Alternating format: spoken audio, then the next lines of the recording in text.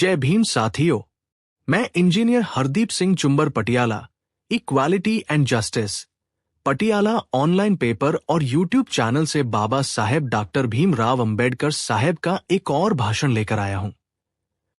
आज हम बाबा साहेब डॉक्टर अंबेडकर साहेब के उस भाषण की बात करेंगे जो उन्होंने शनिवार 31 जुलाई 1937 को दिया था।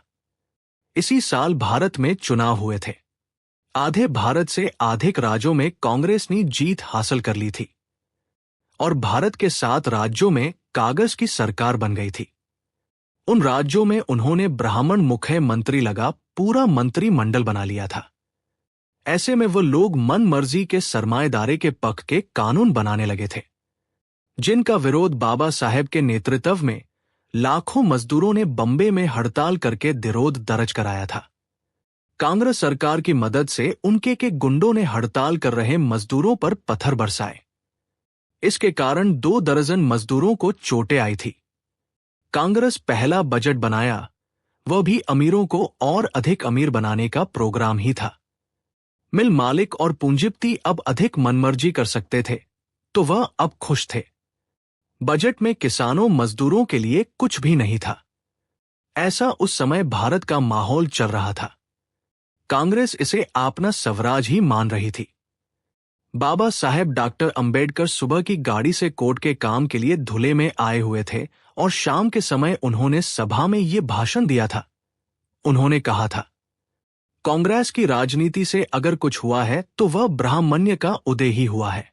भाषण देते हुए बाबा साहेब डॉक्टर अंबेडकर ने कहा था, कांग्रेस ने फरमान निकाला है कि कल 1 अगस्त का दिन साल के पहले दिन की तरह मनाया जाए।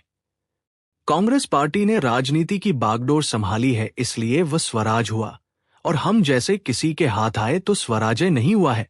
ये कहना क्या ठीक है? भावना और सिद्धांतों फलसफों को अगर किनारे सरका कर देखें तो पता चलेगा कि मजदूरों को परेशान करने वाले मिल मालिक, गला दबोचने वाले साहूकार तथा हमें कई तरीकों से सताने वाले अन्य लोग तो जैसे हैं वैसे ही रहने वाले हैं। इसलिए अब हमें पहले से अधिक सावधान रहना होगा। इतने दिनों से एक बात हमारे पक्ष में थी कि अंग्रेज जाति नहीं मानते थे और स्पृश्य के बारे में सोचा नहीं करते थे। अब के बाद सत्ता आपको सताने वालों के हाथ गई है। अब हम लोगों की फरियादें कौन सुनेगा? हमारे लिए ये स्वराज नहीं है, ये औरों का हम पर चलने वाला राज है। इसलिए संगठन बनाना आपका कर्तव्य है। संगठन ना बनाने से आपका 100 गुना अधिक बुरा हाल होगा। आज अगर महारों के साथ अन्याय हो तो पाटल, हवलदार, मामलेदार कोई उनकी मदद नहीं करता। इतना ही नहीं, महार भी दूसरे महार की मदद नहीं करता। इसीलिए जातीय संगठन जरूर बनाएं और इसे अधिक मजबूत भी जरूर करें। अन्याय जब हो रहा हो कम से कम तब उसकी मदद जरूर करें।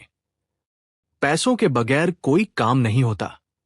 वकील, गवाह, कोर्ट का कामकाज, गाड़ी का किराया आदि सभी बातों के लिए पैसा जरूरी होता है। इसलिए न्याय पाने के लिए जाति का फंड बनाएं। कोशिश कर आप एक गांव में अगर न्याय पाएंगे तो उसकी दहशत अन्य गांवों में भी फैलेगी।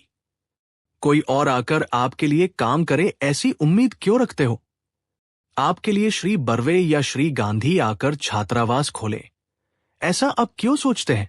महाराष्ट्र में 10 लाख अस्पृश्य महार लोग हैं। हर कोई 1 रुपया देगा तो 10 लाख का फंड इकट्ठा होगा। अब अंग्रेज आपके लिए कुछ कर नहीं पाएंगे। इसका एक उदाहरण मैं आपको देता हूं। बादशाह की ओर से गवर्नर को भेजे आज्ञापत्र में कहा गया है कि मंत्रिमंडल में जितने लोगों को लेना संभव हो उतने आप अल्पसंख्यकों के प्रतिनिधियों को लें। आज का मंत्रिमंडल गांधी के कहने पर बना है। मुंबई के मंत्रिमंडल में महारों मांगों का एक भी प्रतिनिधि नहीं लिया है। सब देखते हुए और इसके बावजूद इस मामले में अंग्रेजों ने बिल्कुल दखल नहीं दिया। कुछ लोग मुझसे पूछते हैं कि मैं कांग्रेस में क्यों नहीं शामिल हुआ। कारण मैं बताता हूं। वे इस प्रकार है। पहला कारण है, कांग्रेस की राजनीति से अगर कुछ हुआ है तो वह ब्राह्मण्य का उदय ही हुआ है। ये मैं देख रहा हूं।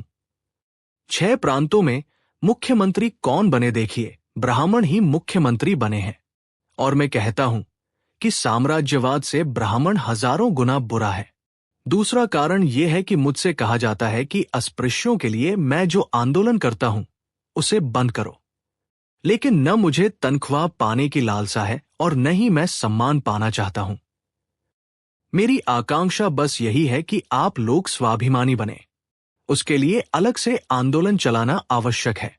आप में और मुझ में बस यही फर्क है कि मुझे आपकी तुलना में अधिक ज्ञान है, इसीलिए ज्यादा स्पष्टता से देख सकता हूं और जानता हूं कि जोखिम या धोखा कहां है। कांग्रेस के लोग भले कुछ भी कहें, मुझे उसकी परवाह नहीं है। आप इंसान की तरह जिएंगे तो मैं समझूंगा कि मेरे परिश्रम सफल हुए। ये स्वराज सुखदायी जोखिम भरा है।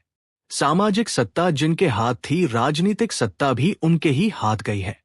इसीलिए अब हर गांव कम से कम 10 रुपए फंड में दे, ताकि आप लोग न्याय पा सके। अपने पृथक मजदूर पक्ष के 15 लोग असेंबली में हैं। ये लोग एक धागे में मजबूती से पिरोए हुए हैं। उनमें आपसी फूट या मनमुटाव बिल्कुल नहीं। इसीलिए कांग्रेस को अगर किसी पार्टी से डर लगता है तो वह हमारी पार्टी है। कांग्रेस को मुसलमानों से अथवा लोकशाही पार्टी से नहीं डरती। श्री वल्लभ भाई पटेल ने पुणे में जो भाषण दिया उसमें उजागर हो चुकी है। हम भी चुनावों के दौरान एकता से पुणे आए और संगठन के साथ खड़े रहे, मेहनत की, इसलिए ये फल मिला। चुनाव के दौरान हमने जो शपथ ली उसे कायम रखें। हमारी संस्था की शाखा हर जिले में स्थापन की जानी चाहिए। ऊपर से मदद करने वाला अपना जब कोई नहीं होता, तब सत्ता पाने के लिए लोगों का साथ देते हुए जो कष्ट उठाता है, सत्ता उसकी होती है। एकजुट होकर कोशिश करो कि हर संस्था में हमारे अधिक से अधिक लोग शामिल हों। कांग्रेस के मन में हरिजनों के प्रति दया होती तो क्या वो बिना किसी शर्त के किसी हरिजन को मंत्रिमंडल में नहीं ले लेती? इसके लिए हम किसी से भीख नहीं मांगेंगे। इसीलिए मैंने कांग्रेस के लोगों से कभी मशवरा नहीं किया। कांग्रेस से मैं हमेशा 1.25 मील दूर रहा।